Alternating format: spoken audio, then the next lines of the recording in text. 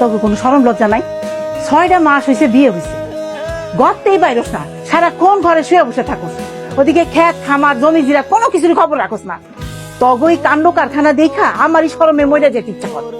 মা, কি হয়েছে চিল্লাইতেছ? শোনো, আজকের পর থেকে তুমি যদি আমার খাওয়াইতে পারো নিজে রান্না করে, তাহলে খাওয়াইবা। যদি না পারো তাহলে আমার কই দিবা, আমি তো হোটেলে খাবো। হয়েছে নাকি? বুঝাতাম না কিছু। তোমার কি রান্না বাড়ায় মন নাই?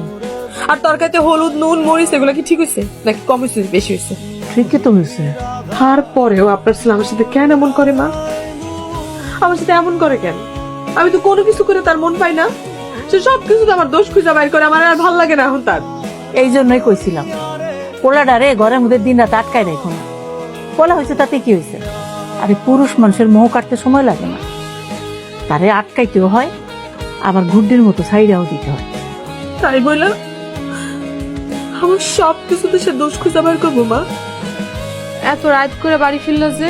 সেই কৈফিয়ত তোরে দিতে হইব আমার। হ্যাঁ, আমারে তোমার কোনো কৈফিয়ত দিতে হবে না।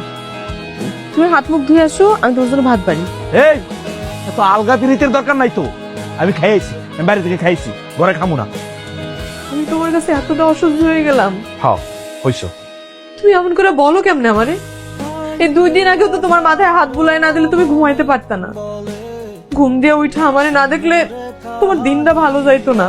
মা কোনো কামে ডাকলে তুমি আমারে যাইতে দিতা না, আমারে না দেখলে তোমার কলিজা শুকায় যাইতো। আর আজকে তুমি আমারে এমন করে কইতেছো, হঠাৎ করে কি এমন হইলো যে তুমি এখন আর আমারে সহ্য করতে পারতেছো না? এই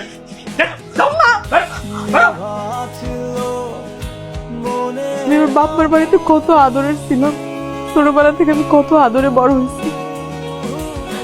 কোনোদিন আমার কেউ বকাঝকাও করে নাই, আমার গায়ে হাত তোলা তো দূরে থাকেও আমার একটু কঠিন করেও কথা কয় নাই। মা, জামাল কি তোমার গায়ে হাত তুলছে? আমার ঘাট ধাক্কা দিয়ে ঘর থেকে বাইর করে দিছে। এই কাপড়গুলো কে দিছে? আমি হেল লাগে দেবি কই?